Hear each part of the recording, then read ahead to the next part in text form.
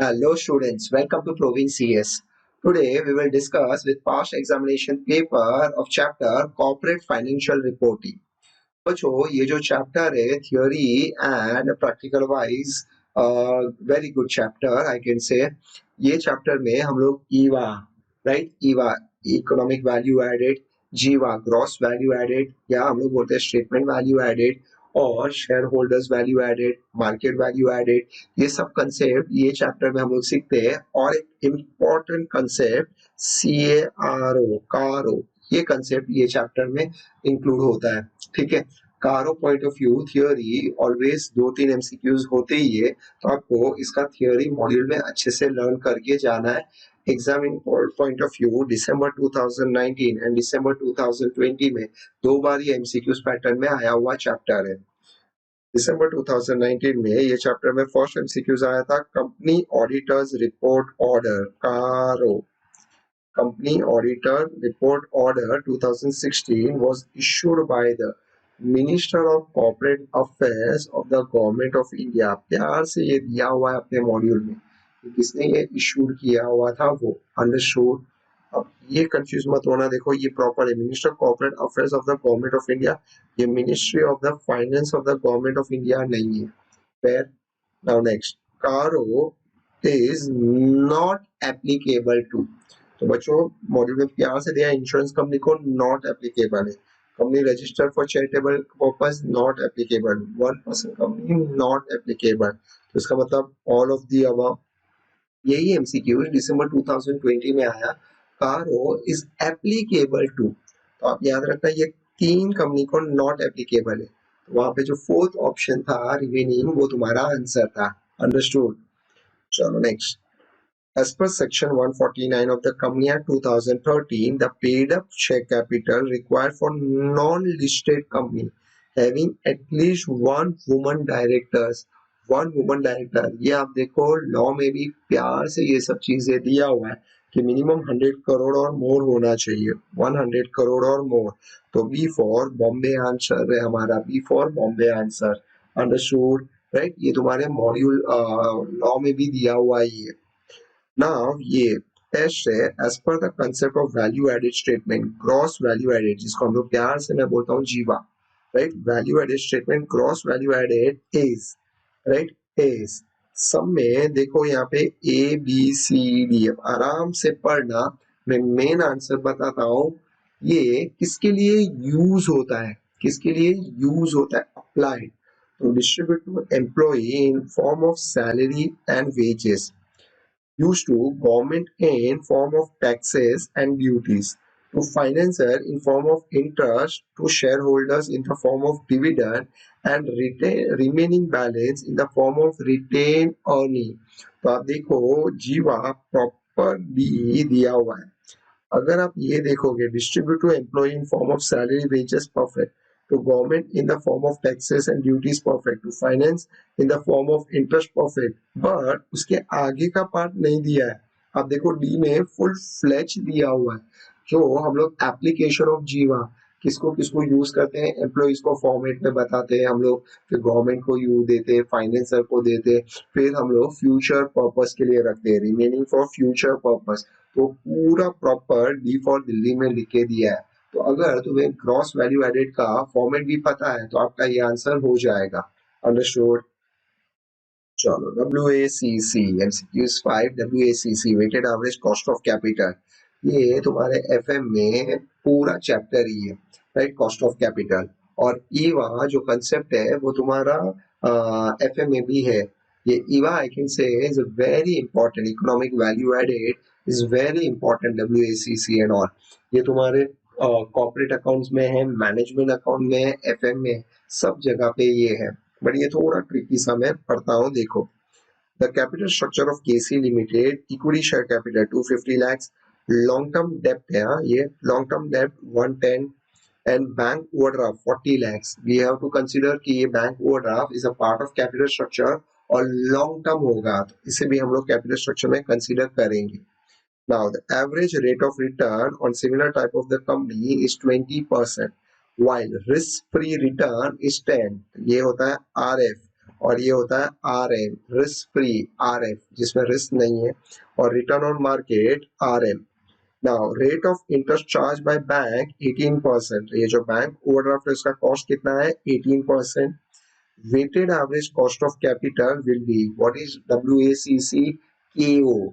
आपको अगर एफएम के लैंग्वेज में बताओ तो इसको बोलते हैं KO, cost of overall capital. फिर तो वो पूछा है, तो पहले ये जो तुम्हारा सोर्स है और उसका वेट है, ये सोर्स है और उसका वेट, कॉस्ट और वेटेड कॉस्ट, उसका सबका कॉस्ट निकालना है। तो इक्विटी एंड लॉन्ग टर्म डेब्ट का बताता हूँ। बैंक ओवरड्राफ्ट का गिवन है क्वेश्चन में 18। तो प्रैक्टिकल एमसीक्यू से सॉल्व करके बता देता हूँ। दिसंबर 2019, 1 2 3 4 5 फिफ्थ एमसीक्यूज है। चलो, source equity share capital, long term डेब्ट और बैंक ओवरड्राफ्ट। वेट कितना रुपीज है 250 lakhs, 110 lakhs एंड 40। ये सबको ऐड कर दो, 250 प्लस 110 प्लस 40, ये हो गया 400 lakhs। Cost and weighted cost, तो KO।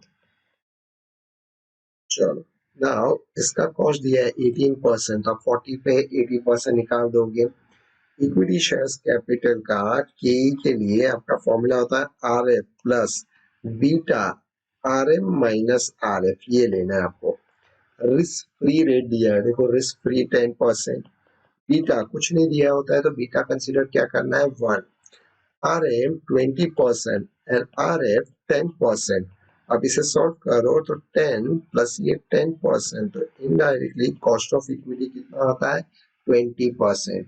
तो कॉस्ट ऑफ इक्विटी 20% है हमारा, कितना है 20%। अंडरस्टूड।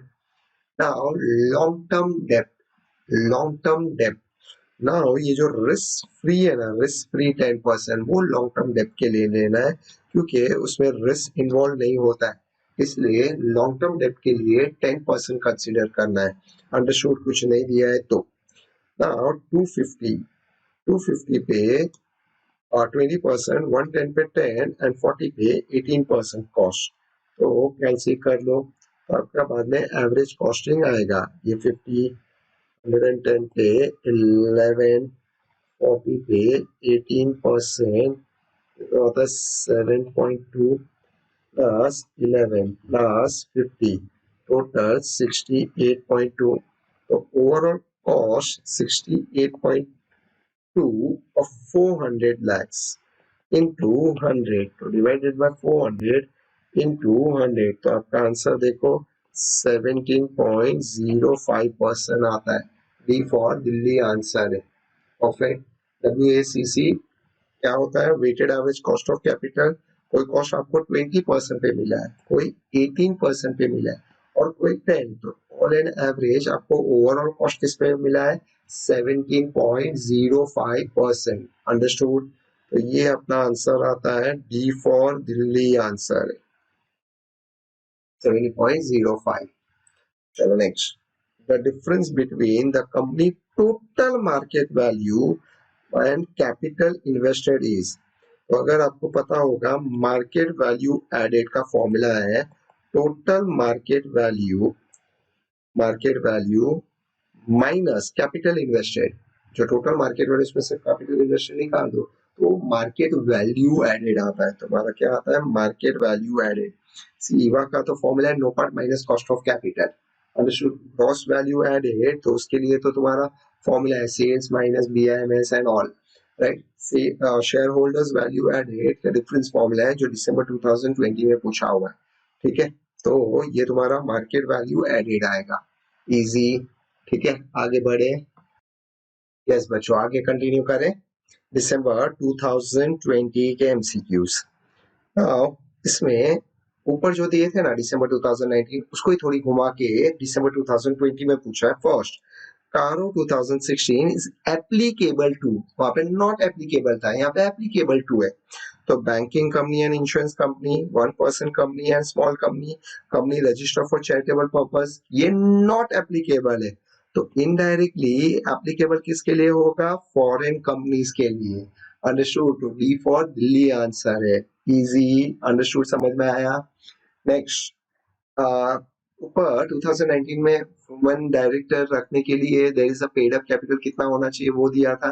तो यहाँ पे वो ऑप्शन में कैसे दिया है, every non listed public company must have at least one women director if it is, तो देखो ऑप्शन दिया हुआ है, तो paid up share capital of at least 100 crore और मोर, ये पॉसिबिलिटी था ए, राइट, ये होना चाहिए, paid up capital at least 100 crore and more, तो वन वुमेन डायरेक्टर एप्लीकेबल है, फेयर, तो ये आंसर परफेक्ट है। Next, area of corporate governance include in company act 2013। अब मॉड्यूल में पढ़ोगे तो ये सब डिटेल अच्छे से लिख के दिया है, independent director, women director, corporate social responsibility committee, auditors committee, internal audit, serious fraud investigation office, nominations and remuneration committee and stakeholder relation committee. So in short, all of the above is the correct answer. Understood, right? चलो बच्चों, fourth MCQs read करूं। Now, fourth MCQs है ये based on AS 17 accounting standard 17, जो तुम्हारा है segment reportable reporting, उसके base पे है, रिपोर्टेबल सेगमेंट है उसका बेस पे AS 17 के बेस पे MCQs दिया है। The chief accountant of TT Limited gives the following data regarding its 6 segment, right? M, N, O, P, Q, R and सबका total given है।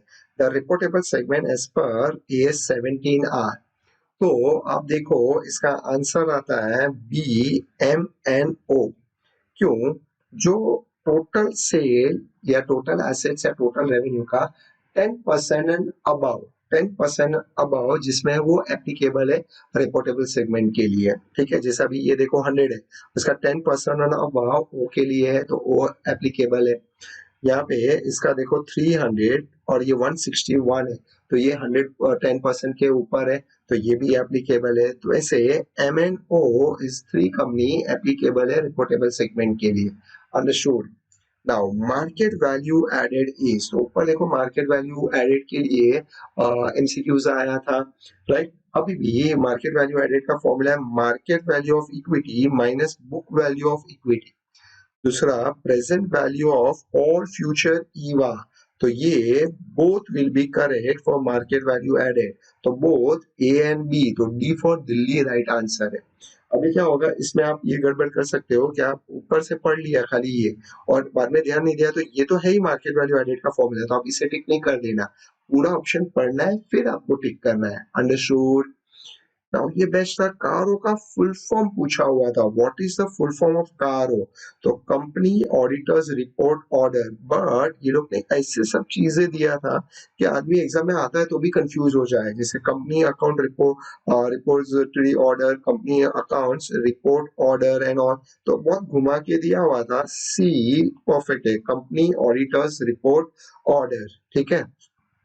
यहाँ पे देखो खाली अकाउंट कर दिया था ऑडिटर के बिहाफ पे, खाली उतना ही ट्विस्ट किया था। Understood. Now next, shareholder value added is, इसका फॉर्मूला है economic profit of business minus minimum return required by all providers of capital, all providers of capital, तो इन शॉर्ट इसमें ए करेक्ट आंसर है। अब ये देखो economic profit of business minus minimum return required by all share holders है, all providers नहीं है, that's why वो नहीं आंसर है। Minimum required return by the equity share holders only and book value minus ये नहीं है, तो A is a perfect answer. Understood, easy, ठीक है बच्चों। तो ये भी अच्छा है, थियरी वाइज है, और ये सब फॉर्मूलाज जो दिया है अपने मॉड्यूल में वही वो लोग ने एमसीक्यूज में कन्वर्ट करके पूछा था, तो बहुत ही इजी थे एमसीक्यूज, अगर पढ़ा है तो बहुत अच्छे से हो जाएगा। ओके बच्चों, take care, God bless you, work hard, study hard, ठीक है। चलो टेक केयर बच्चों, नेक्स्ट वीडियो मिलते हैं, बाय।